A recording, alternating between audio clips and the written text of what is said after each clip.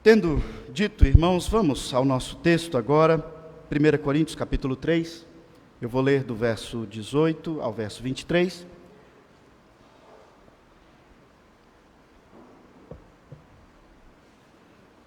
Sejam justos comigo, aqueles que cronometram o tempo do sermão aí, começa a contar só agora, viu? Eu estava orando pelo nosso país, calma. Senão depois vocês ficam assim, nossa pastor, você prega muito tempo. Agora é que eu vou começar. 1 Coríntios, capítulo 3. Nós paramos aí no verso 17, então agora eu vou continuar, do verso 18 até o final desse capítulo 3. A palavra do Senhor diz assim: Ninguém se engane a si mesmo. Se alguém dentre vós se tem por sábio neste século, faça-se estulto para se tornar sábio. Porque a sabedoria desse mundo é loucura diante de Deus. Porquanto está escrito, ele apanha os sábios na própria astúcia deles. E outra vez, o Senhor conhece os pensamentos dos sábios, que são pensamentos vãos. Portanto, ninguém se glorie nos homens, porque tudo é vosso. Seja Paulo, seja Apolo, seja Cefas, seja o mundo, seja a vida, seja a morte, sejam as coisas presentes, sejam as futuras, tudo é vosso. E vós, de Cristo, e Cristo, de Deus. Que Deus nos abençoe e fale conosco nesse texto da sua palavra. Meus irmãos, no início dos anos 2000, eu me formei em administração de empresas. Eu me tornei bacharel nessa área de administração, estudos em planejamento. De lá para cá, algo que tenho constatado, especialmente já há muitos anos que tenho me dedicado integralmente à vida de pastoreio, veja, nem toda estratégia, nem tudo que se faz para que uma estratégias gerir uma igreja. No seminário eu tenho ministrado aulas exatamente de gestão, administração, só que eclesiástica. E algo que eu procuro deixar bem claro ali, junto, conversando com os alunos, é que há distinções. E especialmente no que diz se ela tem uma boa divulgação, tem um bom produto, tem bom preço, bom serviço, ela certamente terá muitos clientes, terá bom lucro. Mas igrejas precisam entender, e nós veremos isso de maneira mais clara no que diz respeito aos pastores, no capítulo 4. Igrejas precisam se preocupar fundamentalmente com uma palavra: fidelidade. Igrejas fiéis, pastores fiéis, podem ficar 20 anos se reunindo em culto, em fidelidade, e não ter novos membros, não ter crescimento numérico e financeiro expressivo. E isso, aos olhos do mundo, é uma igreja sem sucesso, ela não está crescendo, ela não está multiplicando. No texto anterior, o apóstolo Paulo fez um comparativo da igreja com algumas imagens, e eu trouxe aqui para vocês, e ele falou da lavoura, lá no verso 6 aqui do capítulo 3. E ele comparou a igreja com uma lavoura, e ele diz, quem dá o crescimento? Quem dá o crescimento é Deus. Então, o crescimento da igreja, uma igreja para ser bem-aventurada, bem-sucedida, ela precisa de algo sobrenatural, que é a ação divina. Quando eu estava iniciando a minha caminhada para me tornar um seminarista, ou seja, eu era apenas um aspirante, um candidato ao Sagrado Ministério, eu fazia parte de uma igreja presbiteriana e que se reunia também em grupos familiares. E ali eles me colocaram como uma forma de me testar, me provar, me capacitar, me colocaram como líder de um grupo familiar. E eu achava aquilo tudo muito bom, era realmente um momento agradável, era uma bênção para as nossas vidas, eu, Patrícia. Mas o pastor, então, os pastores ali, eles me chamaram e disseram, olha, é fundamental que você tenha sucesso no seu grupo familiar, senão a gente vai perceber que você não tem a vocação. E aquilo me entristeceu profundamente. Porque quando eu indaguei mais vezes, eles estabeleceram que em 6 meses eu precisava de ter uma multiplicação no grupo. Ou seja, eu precisava ter um número de pessoas que se aproximasse de acréscimo, de pelo menos mais 50%, para que aquele grupo, então, se tornasse em 2. E se isso não acontecesse, o meu grupo não estava dando certo. E uma vez por ano havia uma grande festa aqui na igreja, no culto, que eles chamavam de festa da colheita, né? E ali os líderes de grupo, que os seus grupos tinham crescido e se multiplicado, eles eram chamados à frente, e então eles eram exaltados diante de toda a igreja. Meu grupo não cresceu. Ficou na mesma família de sempre, e aquilo ficava como um dilema na minha cabeça. Será que eu não tenho vocação?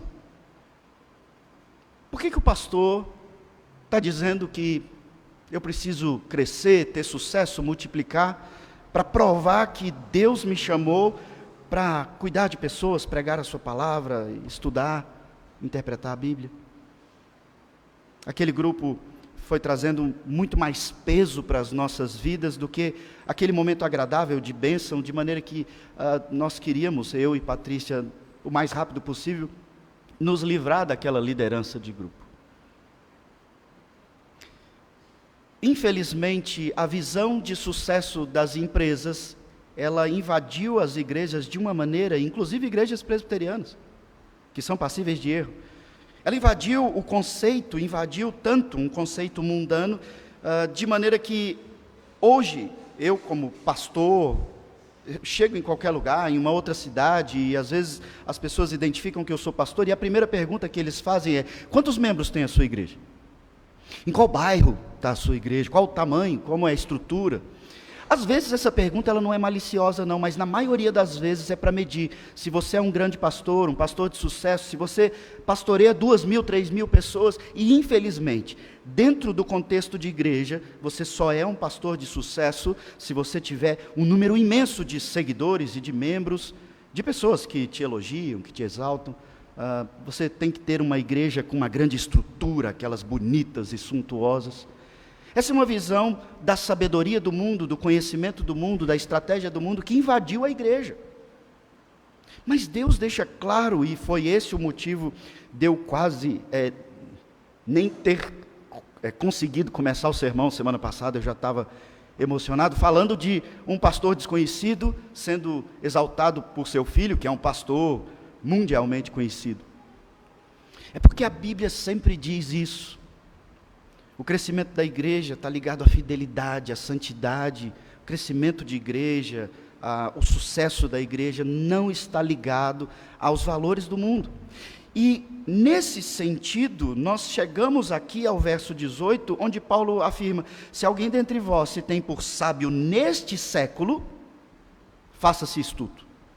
O apóstolo Paulo, ele quer nos conduzir aqui a entender, de uma vez por todas, num assunto que ele tem batido aqui na mente dos irmãos daquela época e na nossa mente hoje. E se está sendo explicitado dessa forma para nós hoje, é porque é fundamental para nós. Ele diz: olha, se você pega esses valores do mundo, se você acha que tem sucesso no mundo, se você é o conhecedor das estratégias nesse século, coitado de você, é melhor você se fazer de estulto. Não fica se fazendo de sábio, de conhecedor, de homem de muitas estratégias. Não tenta usar toda a sabedoria do mundo para aplicar a verdade de Deus, e por isso eu tentei pensar num título para esse sermão e cheguei a esse que vocês viram. Pensando numa medida, numa régua. Não meça o governo de Deus com a régua do mundo. É isso que Paulo fala. Irmãos de Corinto, vocês estão enaltecendo os homens, vocês estão se perdendo e achando que são uma igreja muito melhor do que as outras igrejas, muito mais importantes, por causa de valores invertidos, valores mundanos. Vocês não estão procurando os verdadeiros dons, vocês não estão desenvolvendo e frutificando nos dons verdadeiros, bíblicos, fruto do Espírito. Vocês estão querendo aparecer, mostrar resultado, falar em línguas que não se conhece. Vocês estão querendo aí fazer uma confusão no culto e ninguém escuta ninguém, porque vocês estão falando todos ao mesmo tempo.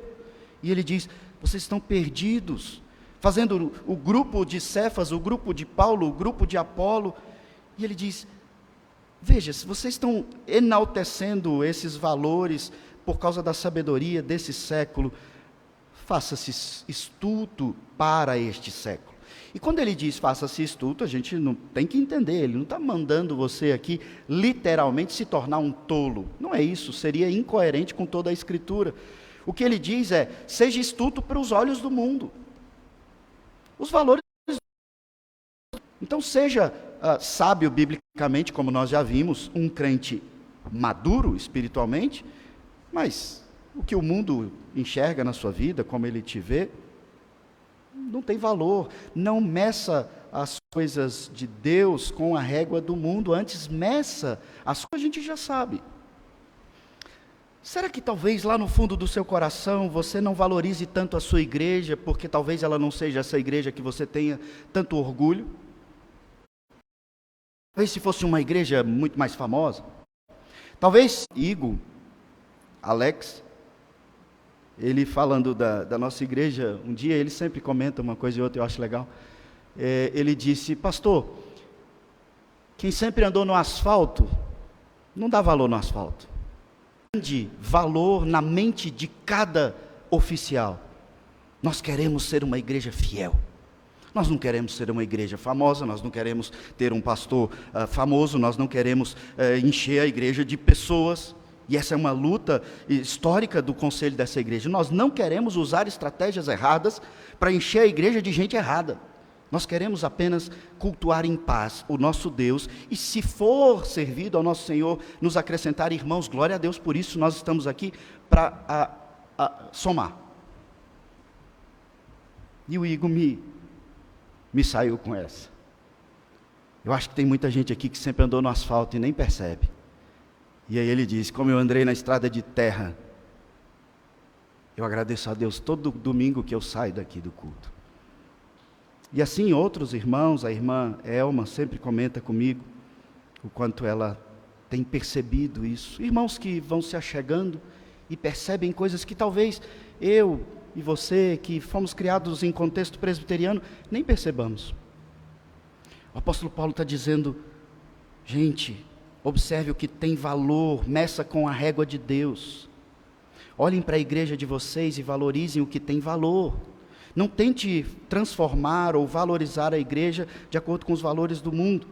Quando Paulo fala nesse sentido de loucura, de estultícia, ele está voltando àquilo que ele afirmou no capítulo 1, mas agora tratando de maneira mais direta no assunto que ele foi nos conduzindo.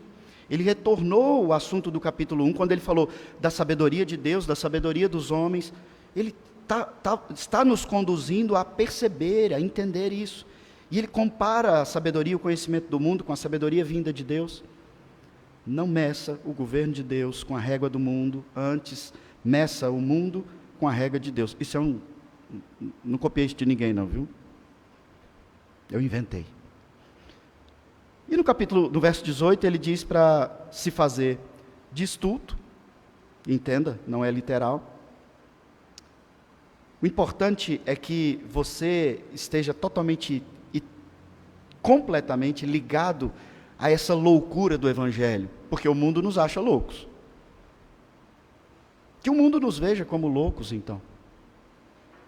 E que nós não sejamos misturados pelas estratégias do mundo. A ideia de Paulo aqui é muito clara. Se você é cheio de sabedoria do mundo aos seus próprios olhos, se o povo da igreja olhar para o pastor e o idolatrar pelo seu conhecimento científico, filosófico, pela multiplicação dos seus membros, cuidado, vocês estão indo no caminho errado. O importante é ter sabedoria vinda dos céus, conhecimento de Deus, fidelidade, santidade. Você olhar, como eu sempre digo para vocês, para o ano passado e perceber, esse ano eu cresci em santidade. Esse é o propósito da igreja, dessa igreja. Crescimento vem de Deus, é uma lavoura. Santificação, esse é o propósito. Não são números, não é sua capacidade de discutir teologia na internet, não é isso que Deus quer. Deus tem os seus, Ele convence os seus, o chamado é eficaz. Você não precisa ficar discutindo teologia na internet, ficar discutindo com as pessoas. Evangelize, sim, sempre, quer seja oportuno, quer não, mas não fica discutindo, porque você não vai convencer. É Deus que age no coração das pessoas. No verso 19, então, ele explica, dizendo, olha, a sabedoria desse mundo é loucura diante de Deus. Como assim? Deus não nos chama ao conhecimento da ciência, das coisas que Ele mesmo criou, para que nós então venhamos a exaltar? Sim. Mas quando Paulo diz que a sabedoria desse mundo é loucura diante de Deus, ele está nos ensinando um princípio de algo que eu já mencionei aqui para vocês rapidamente. Veja, nós temos uma mania de pensar que nós podemos surpreender Deus. Caim tentou surpreender, Deus falou assim, olha, eu quero culto. Abel trouxe o que era para trazer no culto, e Caim falou, eu vou surpreender Deus. Ele vai ficar tão animado com o meu culto, tão criativo, que ele vai me abençoar muito mais do que meu irmão. E Deus diz, Caim, o mal bate à sua porta, Caim, cabe a ti dominar esse mal. Caim se embruteceu a ponto de assassinar seu irmão. Ele tentou ser criativo, ele tentou surpreender Deus, e na nossa vida de santidade, muitas vezes a gente está nessa luta. E a gente tenta dizer para Deus que é mais valiosa aquela oração que você faz no momento mais sofrido, ou mais difícil, você tem que acordar, ou tem que fazer alguma coisa. Veja, Deus não se surpreende com o seu sacrifício. Se você quer fazer jejum, se você quer orar, isso você deve fazer. Mas porque Deus diz que assim você vai ser santificado, e não para impressionar Deus, para Ele se mover dos céus e te dar a bênção que você tanto quer. Nós não dobramos Deus, nós não surpreendemos Deus. Então não use da estratégia do mundo, da sabedoria do mundo, porque para Deus isso não tem valor. Ele diz, ele cita aí 2 textos a partir do verso 19. Ele cita um texto de Jó, capítulo 5, e depois ele cita o Salmo 94. Provando que em toda a história do Antigo Testamento, Deus sempre deixou claro, olha, vocês não vão me surpreender, porque essa sabedoria do mundo, esse conhecimento do mundo, a estratégia de vocês, isso para mim é vazio, vocês não me surpreendem. Então, ele cita aí o texto de Jó, dizendo, Deus ele apanha os sábios na própria estutícia deles. A ideia é, você quer surpreender Deus, você quer ser sabido demais, é aí que você vai cair. É exatamente sendo esse sabidão que você vai cair. Sendo esse santarrão, o crente que sabe todas as coisas, esse crente santo que ora tanto e que diz, eu dou o dízimo do endro e do cominho, e Deus diz, é aí que você vai cair. Porque a sabedoria do mundo é loucura diante de Deus, não tem valor diante de Deus. A humildade, a submissão, o pedido para que o Senhor te torne maduro, sábio, aos olhos dele, isso sim, não impressiona, mas agrada a Deus. E há uma distinção. Os que se acham sábios demais aos seus próprios olhos, são apanhados por Deus na sua própria estutícia. E então ele cita agora o Salmo 94, dizendo, o Senhor, verso 20, conhece os pensamentos dos sábios, que são pensamentos vãos. Vão aqui é vazio. Você tem toda uma sabedoria, todo um conhecimento, e veja, estamos falando de conhecimento, de informações, de experiências, de estratégias, obtidos nessa vida, nesse mundo. E Deus diz, isso é vazio. E pensa um pouquinho sobre isso. Nós estamos tentando demonstrar sabedoria para aquele que criou todas as coisas do nada. Você já parou para pensar sobre isso? Deus, Gênesis 1, ali há a criação de toda a terra, todas as coisas, e tudo sem forma, vazio, e Ele começa a formar toda essa beleza que nós ficamos estupefatos, nós nos admiramos. Os Grand Canyons, as cachoeiras, as nuvens, o sol, os planetas, as galáxias, Ele criou tudo isso. Imagina a sabedoria do Senhor. Então nós começamos a ler um pouquinho de Bíblia, um pouquinho de teologia, e começamos a ter informações políticas, sociais, tecnológicas, e então a gente começa a redescobrir a roda. Agora eu sei, eu tenho uma estratégia infalível para a nossa igreja ter sucesso. E Deus olha do céu e, como diz o Salmo, Ele se ri. Que isso? Como é que você surpreende o Criador de todas as coisas? Os nossos pensamentos estão muito distantes, e esse pensamento é a sabedoria. Cristo é a sabedoria de Deus, e Ele nos concedeu a sabedoria dEle. E essa sabedoria de Cristo é para que nós entendamos o Evangelho e vivamos o Evangelho, e isso basta. Nessa vida, essa é a maior de todas as sabedorias. Essa é a maior de todas as estratégias, conhecimento, é tudo o que você precisa, é o suficiente. Lógico, Paulo não está menosprezando o conhecimento, o estudo, Mas nós temos uma mania, e é uma mania humana, desde a Torre de Babel. Nós descobrimos algo sobre o DNA humano. Deus já havia criado o DNA humano antes da fundação do mundo. E aí o ser humano se arroga, agora nós temos uma maneira de manipular o DNA. Nós temos a cura para o câncer, nós temos a cura para isso, nós atingimos a Lua, nós podemos viajar agora, vamos passar férias em outros planetas. E Deus se ri da nossa arrogância. Não é novidade para Deus, é vazio, é pensamento vão, diante de Deus. Todas essas coisas têm valores e nós precisamos estudar sim, matemática, biologia, todas as ciências, a gramática, nós precisamos nos dedicar a ter conhecimento, a adquirir conhecimento, mas com humildade para que todo esse conhecimento redunde em glória a Deus. No nosso testemunho de vida, na nossa conduta de vida, para que sejamos um povo sábio, um povo informado, um povo que sabe das coisas, inclusive como orei antes da pregação sobre esse momento político do nosso país, nós precisamos nos informar, nós precisamos entender as coisas que estão acontecendo, nós precisamos ter uma opinião biblicamente crítica e nos posicionar com bom testemunho, mas entendendo, eu não vou surpreender Deus.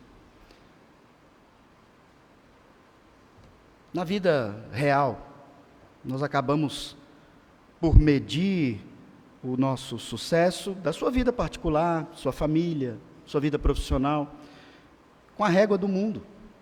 Você mede o sucesso da sua igreja, o valor, com a régua do mundo. Você mede se você é um ser bem-aventurado, bem-sucedido, muitas vezes de maneira errada. Veja, se você está aqui e você já confessou a Jesus Cristo como seu único e suficiente Salvador, você ainda acha que tem argumento para se voltar a Deus e dizer: Senhor, a minha vida é tão sofrida, o Senhor não se lembra de mim. Ele te salvou do inferno, sendo você inimigo dele. Para onde Paulo está conduzindo a cada um de nós nesse texto? Ele está fazendo uma ponte entre o assunto que ele estava tratando, a vaidade, e ele vai tratar ainda muito desse assunto, do enaltecimento dos líderes, dos pregadores, pastores, mostrando que a igreja não deveria se gloriar, se enaltecer pela capacidade desses líderes. E então ele chega aqui num ponto de transição. Domingo que vem nós iremos para o capítulo 4, quando ele diz aqui no verso 21, portanto, ou seja, eu estou concluindo essa parte. Portanto, ninguém de vós, ninguém de vocês, ninguém se glorie nos homens. Por que Paulo diz para que não venhamos a nos gloriar, ter a nossa glória nas conquistas humanas, no valor humano, na liderança humana? Não se glorie você, se você faz parte de uma igreja, daquele pastor famosão, ele diz. Por que ele diz isso? No finalzinho do verso 21, ele nos explica. Paulo quer que nós entendamos algo valiosíssimo que talvez os nossos olhos estejam fechados. Ele diz, tudo já é vosso.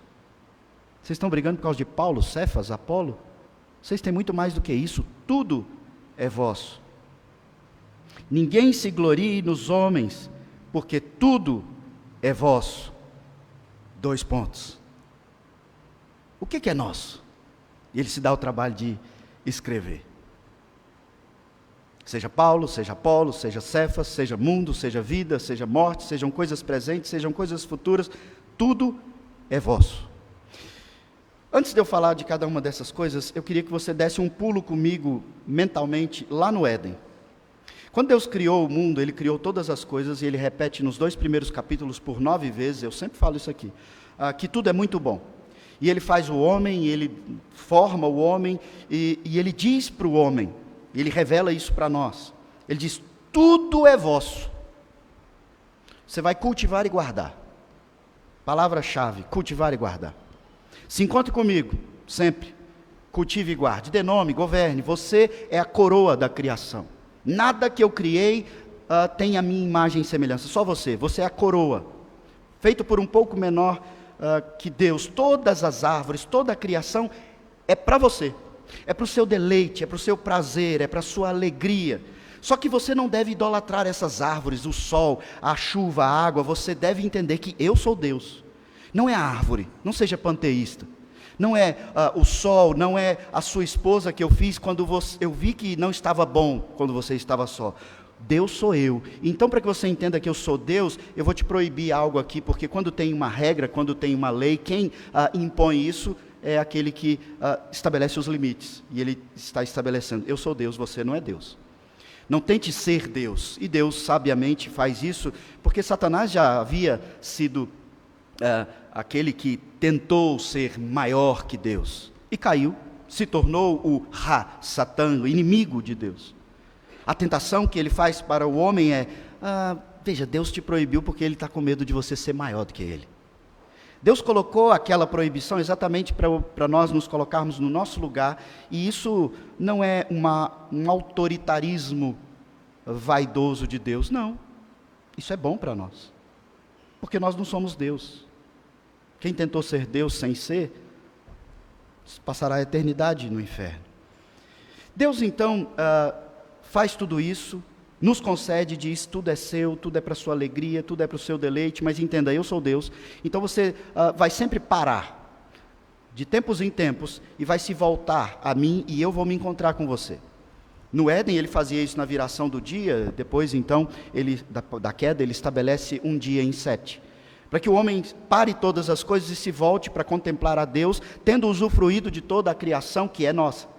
Mas a queda então perverte muitas dessas coisas, ou se não todas as coisas, e Deus nos promete o Redentor, o Filho, o Messias que viria e então redimiria o homem que foi quebrado e toda a criação que foi feita para o homem, que ela toda foi amaldiçoada, a terra foi amaldiçoada. A dor do parto, cardos e abrolhos, suor do rosto para ter o alimento, tudo foi amaldiçoado por causa do pecado. Deus criou, tudo era bom, tudo servia o homem, o pecado fez com que o salário fosse a morte. Essa experiência sofrida que eu e você temos experimentado desde o dia que nascemos.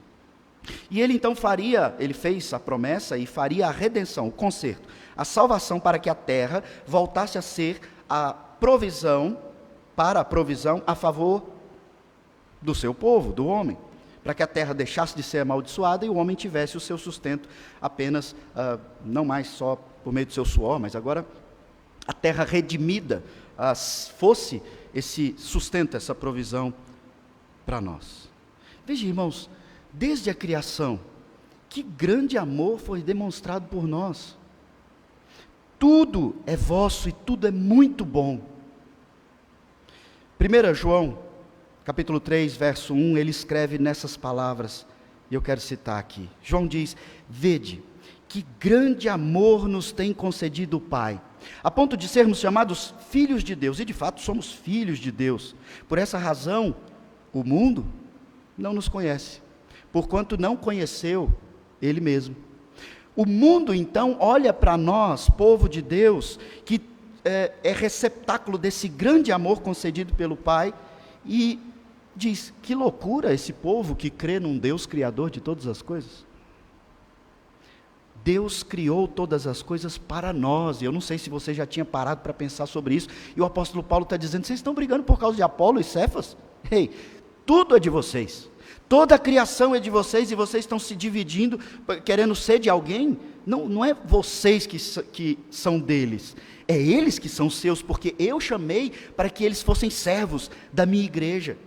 Não é você que é submisso ao pastor tal, é Deus que te deu o pastor tal, porque ele é vosso, e Deus te abençoa com um pastor que prega com fidelidade. Paulo diz, Apolo, Cefas, eu plantei, vocês têm colhido frutos grandiosos.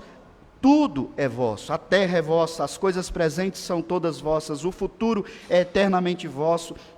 Vós são de apenas um, de Cristo, porque Cristo é de Deus. Paulo é seu irmão, não é seu dono, não é seu proprietário. Apolo é vosso, Cefas é vosso. E eu queria pensar rapidamente sobre essas palavras que ele usa aqui. Ele diz que o mundo é nosso. Isso nos remete à criação, como nós pensamos aqui desde o Éden. Já ia falar do Éden aqui. Isso nos remete ali à criação, ao governo, a subjugar, a governar os animais, as plantas. O mundo é nosso, ele fez para nós desde o Éden. E nós, Paulo diz em Romanos, devemos estar junto com a terra, ansiando pelo dia da terra completamente restaurada, para que tudo então volte a frutificar para o nosso deleite. Veja, que maravilha será isso.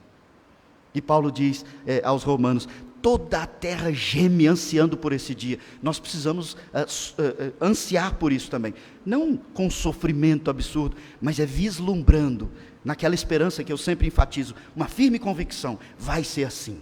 E nós vamos comer à vontade, nós vamos nos alegrar à vontade, nós vamos trabalhar, mas agora, não mais nessa relação onde a terra se vira contra nós. Não, a terra é nossa amiga. É fácil cultivar, é fácil frutificar, é fácil ter o fruto do nosso trabalho, é abençoador. E Paulo diz, o mundo é todo vosso. A vida, ele diz também, é vossa.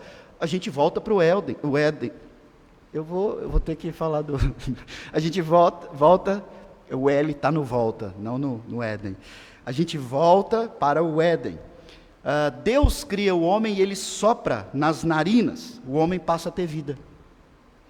Ele soprou fôlego de vida nas árvores, ele soprou fôlego de vida nos animais, no rei, leão.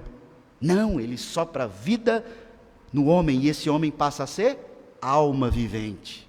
Os animais não são possuidores de alma vivente, eles não são criados à imagem e semelhança de Deus. A vida é nossa, Deus fez a vida para nós.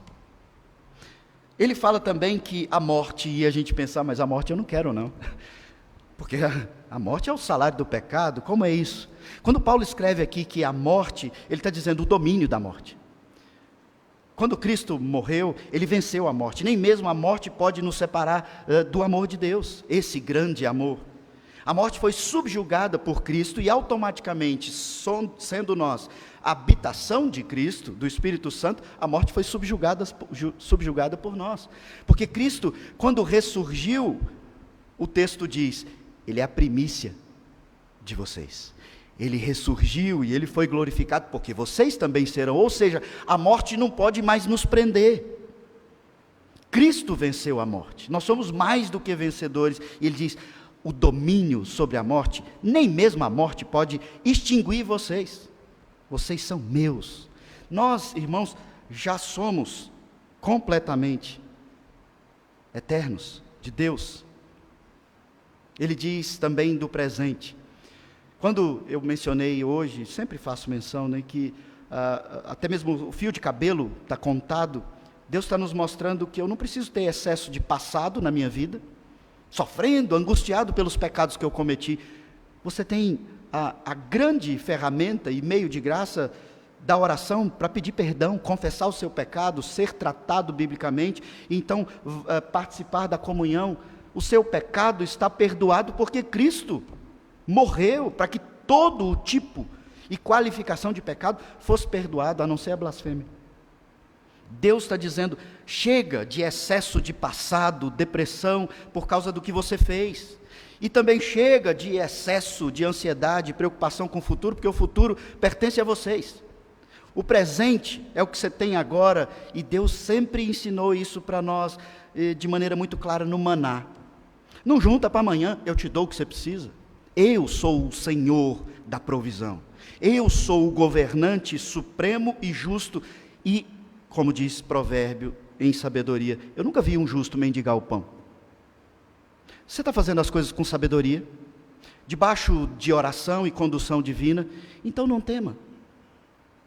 É lógico que se você se aventurar no seu próprio coração, você vai colher fruto e consequência disso, mas se você, assim como Tiago nos orienta, colocar tudo debaixo de oração, da condução e subjugado, submisso à vontade soberana de Deus, entenda, Deus vai te dar toda a provisão. Quem já trabalhou e se dedicou à tesouraria dessa igreja, dá testemunho disso nos quase 30 anos de existência da igreja. Nunca faltou. Não sobra, mas também nunca faltou. Deus é aquele que nos dá o que nós precisamos para viver o presente. Então por que a gente está tão deprimido com toda a nossa história do passado e tão angustiado e ansioso com o futuro? Quem vai ser o presidente do Brasil? Não sei. Mas Deus vai continuar sendo o meu governante. Eu vou continuar vindo aqui, cultuando, ainda que um dia, se essa for a vontade de Deus, eu seja proibido de cultuar. Nós vamos nos esconder e vamos cultuar. Deus é o nosso Senhor. Ele é o Deus do maná, da provisão, e nós precisamos viver o presente, porque Ele é nosso. O futuro também. E automaticamente já falei dos dois assuntos. A vida eterna. A vida eterna com Deus. Nós já somos eternos, nossa alma já é eterna, então o futuro é nosso. O que pode nos acontecer no futuro que faz com que percamos a nossa salvação? Nada.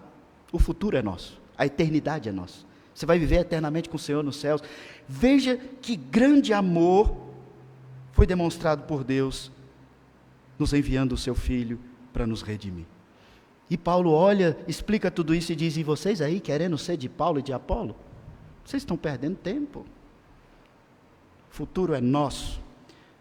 A queda, irmãos, ela nos colocou como refém dessas 5 coisas que ele cita aqui. A redenção nos coloca como donos, aqueles que pisam sobre essas 5 coisas. Essas coisas são nossas. A vida, o mundo, a vida, a morte, o presente, o futuro, tudo é nosso. E nós somos apenas de um, de Cristo, e Cristo é de Deus.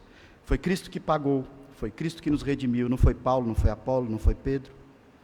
Quando ele diz tudo é vosso, se refere à nossa liberdade cristã. Não sei se você vai conseguir gravar isso, mas faça um esforço. Tudo é vosso, liberdade cristã.